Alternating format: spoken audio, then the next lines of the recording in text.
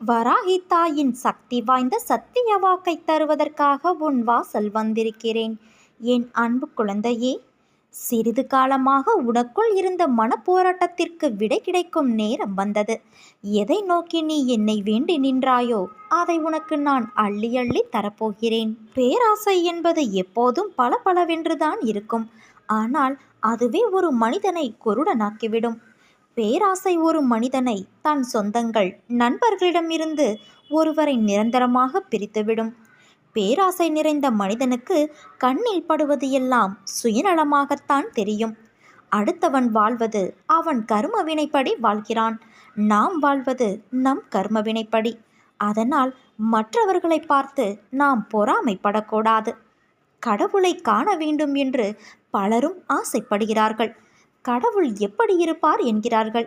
கடவுளை காண வேண்டும் என்று நினைக்கும் அனைவருக்கும் அந்த பாக்கியம் கிட்டிவிடாது. அதற்கான அரிய தகுதி உடையவர்களுக்கே அது கிடைக்கும். கடவுளை காண விரும்புபவர் அதற்கு முன்பு வாழ்க்கையை அதற்கான யோக்கியத்தோடு வாழ வேண்டும். உறுதியான நம்பிக்கையும் பக்தியும் ஒரு பக்தன் பெறும்போது அவனது விருப்பங்கள் விரைவில் நிறைவேற்றப்படும். நான் யாரையும் நிராசைக்கு உள்ளாக்க மாட்டேன். உற்சாகமளிக்கும்படியும் செய்ய மாட்டேன். ஆனால் என்னுடைய அனுக்கிரகம் கிடைப்பதற்குள் தவறான அபிப்பிராயங்களுக்கு இடமளிக்காமல் இருக்க வேண்டும்.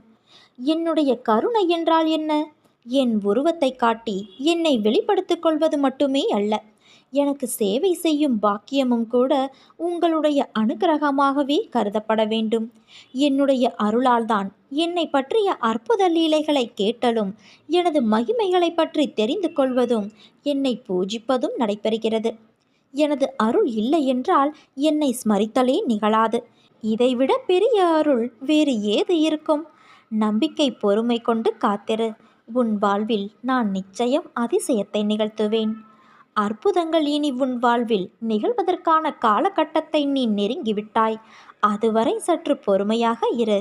எல்லாம் உன் வாழ்வில் நல்லதாகவே நடக்கும். இந்த உலகத்தில் எதுவுமே நிரந்தரமானது கிடையாது. அதை நாம் உணர்ந்து நடந்து கொள்ள வேண்டும். அதை புரிந்து கொண்டால் நாம் அனைவரும் சந்தோஷமாகவே இருக்கலாம். ஆனால் இதைத்தான் இன்று வரை யாரும் செய்வது இல்லை. எல்லாவற்றிற்கும் கவலைப்பட வேண்டியது, சந்தோஷமான நேரத்தை கூட துக்கமாக மாற்றிக்கொண்டு இருப்பது. உன் வாழ்வில் நீ பட்ட கஷ்டங்கள் மறையும் நேரம் வந்துவிட்டது என் செல்வமே. நீ பிரகாசமாக ஜொலிக்கப் போகிறாய். கண்டிப்பாக உன் அன்னை நான் உன்னை கரை சேர்ப்பேன். இது நிச்சயம் உன் வாழ்வில் நடக்கத்தான் போகிறது. உன்னுடைய எதிரிகளின் கண்களுக்கு முன்பாகவே நான் உன்னை மேன்மைப்படுத்துவேன். நீ எப்போதும் இந்த அன்னையின் நிழலில் நன்றாக வாழப்போகிறாய். இது உன் அன்னையின் வாக்கு. உன்னுடைய கஷ்டங்கள் எல்லாம் முடிவுக்கு வந்துவிட்டது. நீ நினைத்ததெல்லாம் நடக்கப் போகிறது. நம்பிக்கையாயிரு. உன் அன்னை நான் இருக்க பயம் ஏன் உனக்கு? நீ உயர்ந்த நிலைக்கு வரப்போகிறாய். உன்னை துரத்தி அடித்தவரும் உன்னை ஒதுக்கியவரும் காரணமில்லாமல் உன்னை காயப்படுத்தியவரும் வியக்கும் வண்ணம் நீ வாழ்க்கையில் உயரப்போகிறாய் என் தங்கமே. அதை நான் நடத்தி காட்டுவேன். என் பக்தனாகிய நீ என்னை நினைத்து கொண்டு இருக்கும் வேளையில் உன் துயரத்தை போக்குவது எனது கடமை. வெகு விரைவில் இது நடக்கும். கவலைப்படாமல் இரு. நான் உன்னிடம் வந்திருக்கிறேன். என்னை நீ பிடித்துக்கொள். உன்னை விட்டு உன் அன்னை நான் விலக மாட்டேன். எனது பிள்ளைகள் கவலைப்படும்போது அதை நிவர்த்தி செய்வது என்னுடைய கடமை. பொறுத்திருந்து இனி நடக்கப் போவதை பார். நான் உனக்காக புன்னகைத்து கொண்டு காத்திருக்கின்றேன். வாழ்க்கையில் நீ உயர்ந்த நிலைக்கு வரப்போகிறாய் என் செல்வமே. பகவான் நமக்கு தரும் சோதனைகள் அனைத்தும் நம்முள் தன்னம்பிக்கையை வளர்ப்பதற்கு மட்டுமே. அவ்வாறு சோதனைகளை அளித்து கொண்டே நான் உன்னை காப்பாற்றி விடுவேன். நாம் அறிந்தும் அறியாமலும் பேச்சின் மூலமும் கேட்பதன் மூலமும் செய்துள்ள பாவங்கள் அனைத்தும் உன் அன்னையான என்னை நீ ஸ்மரிப்பதன் மூலம் அக்கணமே முற்றிலும் அகன்றுவிடும். உனக்கு என்ன வேண்டும் என்பது உன்னை விட எனக்கு நன்றாக தெரியும். நீ எடுத்து வைக்கும் ஒவ்வொரு அடியும் நான் அறிந்ததுதான். யாரும் இல்லாத இடத்தில் கூட உன் அன்னை நான் உன்னை கவனிப்பேன் என்பதை நீ அறிந்து கொண்டால் நீ யாருக்கும் எந்த ஒரு தீங்கும் செய்யக்கூட மனதாலும் நினைக்க மாட்டாய். கடந்து வந்த பாதையில் நீ பார்க்காத துயரங்கள் இல்லை, ஏமாற்றங்கள் இல்லை. நீ விரும்பிய வாழ்க்கையையும் என்னால் மட்டுமே உனக்கு திரும்ப வழங்க முடியும். தேவையில்லாமல் உன்னை நீ வருத்திக் கொள்ளாதே. நீ உன் வாழ்க்கையில் தத்தளித்து கொண்டு இருக்கிறாய் என்பதை உன் அன்னை நான் நன்கு அறிவேன். உன்னை எனது கரம் கொண்டு இறுக பிடித்து காப்பாற்றிக் கொண்டு இருக்கிறேன். இன்னும் சில நாட்களில் அனைத்தும் மாறப்போகிறது என் தங்கமே. உனது எண்ணங்கள் அனைத்தும் நிறைவேறப் போகிறது. யாரும் இல்லையே, எல்லாம் தவறாக நடக்கிறதே, என்ன செய்வது என்று நினைக்காதே. உன் அன்னை நான் உன்னோடு இருக்கிறேன். நிதானமாகவும் யோசித்து செயல்படு. அவசரப்படாமல் பொறுமையாகவும் இரு. உன்னை விட்டு யார் விலகினாலும் அதையே நினைத்து நீ கவலைப்படாதே. எல்லாம் நன்மைக்கே என்று எடுத்துக்கொள். யார் உன்னை வெறுத்தார்களோ, யார் உன்னை உதாசீனப்படுத்தினார்களோ, யார் உன் நம்பிக்கையை கெடுத்தார்களோ அவர்கள் முன் நீ மேன்மேலும் வளர்ச்சியடைந்து உன் வாழ்வில் வெற்றி பெறப்போகிறாய். உன்னோடுதான் உன் அன்னை நான் இருக்கிறேனே. நீ கவலைப்படாமல் இரு. எதற்கும் கோபம் வேண்டாம். உனக்கு வரும் அனைத்தையும் நான் ஏற்பேன். என் அனுமதியில்லாமல் எதுவும் நடக்காது. அனைத்தும் பொடி பொடியாகப் போகிறது என் செல்வமே. உன் மனம் தெளிவாகப் போகிறது. இழந்ததை நீ மீண்டும் பெறப்போகிறாய். என் செல்ல பிள்ளையான உனக்கு குறைகள் ஏற்படாமல் நான் பாதுகாப்பேன். நிறைவான வாழ்க்கை என்பது இங்கு யாருக்கும் எளிதில் கிடைப்பதல்ல. பல மோசமான துன்பம் நிறைந்த சூழ்நிலைகளை கடந்தால்தான் நிறைவான வாழ்க்கை என்ற கனி உன் கையில் கிடைக்கும். விரைவில் அந்த கனி உன் வாழ்வை நிறைவுள்ளதாய் மாற்றும் என் தங்கமே. மனதில் நிம்மதியோடும் முகத்தில் நிறைவான புன்னகையோடும் நீ என்னை காண வருவாய். இது உன் அன்னை என் சத்திய வாக்கு. நீ பெறுகின்ற கஷ்டங்கள், நஷ்டங்கள், துக்கங்கள், துயரங்கள், அவமானங்கள் அனைத்துமே நீ இறுதியில் என்னிடம் சேர்வதற்கு உண்டான வெறும் பயிற்சி மட்டுமே. நீ நம்பிக்கையோடு இரு. உனக்கு நல்லதே நடக்கும். நல்லது மட்டும்தான் நடக்கும். உனக்கு வேண்டியதை நீ என்னிடம் சொல்லிவிட்டாய். அனைத்தையும் நான் பார்த்து கொள்கிறேன் என் குழந்தையே. நீ நம்பிக்கையோடு இரு. உன் தொழிலில் நீ நஷ்டத்தை பொருட்படுத்தாதே. உனக்கு இதோ நான் உதவுகிறேன். என்னவெல்லாமோ செய்து பார்க்கிறேன். ஆனாலும் எல்லாமே தோல்வியில் முடிகிறது. இந்த தோல்வியின் பிடியிலிருந்து என்னால் மீண்டு வர முடியவில்லை. இப்படி நீ புலம்புகிற புலம்பலை பொறுக்க முடியாமல் இதோ நான் புறப்பட்டு வந்துவிட்டேன். இழந்து போனவற்றை பெறுவதற்கும் வாழ்வில் முன்னேறுவதற்கும் ஒரு ஆலோசனை சொல்லட்டுமா? உன்னை நீ தெரிந்து கொள். உன்னை பொறுத்தவரை இந்த உலகம் ஒரு கோமாளிகளின் கூடாரம். யாருக்காகவும் எதற்காகவும் விட்டு கொடுத்து தோல்வியை மட்டுமே பரிசாக பெறுவதற்காக நீ பிறக்கவில்லை. எல்லாவற்றையும் ஜெயிக்க பிறந்திருக்கின்றாய். கோடி கோடியாக கருவணுக்கள் உள்ள தாயின் கருமுட்டையை தனக்குரியதாக ஆக்கிக்கொள்ள களமிறங்கிய போது அனைத்தையும் தோற்கடித்து ஜெயித்தது நீ அல்லவா? உணர்வுகளும் உறுப்புகளும் உருவாகாத அந்த காலத்திலேயே கோடி பேர்களை ஜெயித்த நீ இப்போதோ இந்த நிலையிலா ஒரு சிலரிடம் தோற்கப் போகிறாய்? நிச்சயம் தோற்க மாட்டாய் என்பதை நீ புரிந்து கொள். நீ கோழை அல்ல. துரத்தும் வறுமையை ஒப்புக்கொள்வதற்கு நீ பிறவியிலேயே மாவீரன். உனக்குள் நான் உன்னை வழி நடத்தப் போகிறேன். அப்படி இருக்க தோல்வி என்பது இனி உனக்கேது? வா, என் ஆலயத்திற்கு வந்து மனதார என்னிடம் பேசி என்னை உன்னோடு கூட்டிச் செல். உனக்காக உன் அன்னை நான் காத்திருக்கிறேன். சமீப காலமாக எதற்கெடுத்தாலும் மனக்குழப்பத்தில் வாழ்ந்து கொண்டு இருக்கிறாய். நிம்மதியில்லை. பயம் சூழ்ந்து கொண்டது. என்ன செய்வது? யாரால் இந்த நிலை என்றெல்லாம் திகைத்தபடி வாழ்க்கையை நகர்த்துகிற உனக்கு நன்மை செய்வதற்காக நான் பேசுகிறேன். உன்னை பிடிக்காதவர்களால் உனக்கு இந்த நிலை ஏற்பட்டுள்ளது என்பது உண்மைதான். உடனிருந்தே கழுத்தறுக்கும் சந்தர்ப்பவாதிகள் மத்தியில் நீ வாழ்ந்து கொண்டு இருக்கிறாய். இதனால் உனக்கு சங்கடங்கள் நேர்ந்தபடி இருக்கின்றன. மனசாட்சிக்கு பிடிக்காத விஷயங்களை பகிர்ந்து கொள்ள கட்டாயப்படுத்தப்படுகிறாய். எது உனக்கு பிடிக்காதோ அதில் தள்ளப்படுகிறாய். உன் கைகள் கட்டப்படுகிறது. பிறரது வாய் எதை முணுமுணுக்க வேண்டுமோ அதை உன் உதடுகளால் உச்சரிக்க வைக்கிறார்கள். இதனால் உனக்கு பிரச்சனைகள், மன இறுக்கம் வந்து போகிறது. தைரியமாக எதையும் உன்னால் செய்ய முடிந்தாலும் செய்ய விடமாட்டார்கள். உன்னால் சாதித்து காட்ட முடியும், ஆனால் சாதிக்க விடமாட்டார்கள். உன்னை சுற்றி இருக்கும் வாள்கள் பேசும். தலையாகி நீ வாளை போல தலையைத்தான் நாட்ட வேண்டியிருக்கும். இது காலத்தின் கட்டாயமல்ல, கயவர்களால் ஏற்படும் நிர்பந்தம்.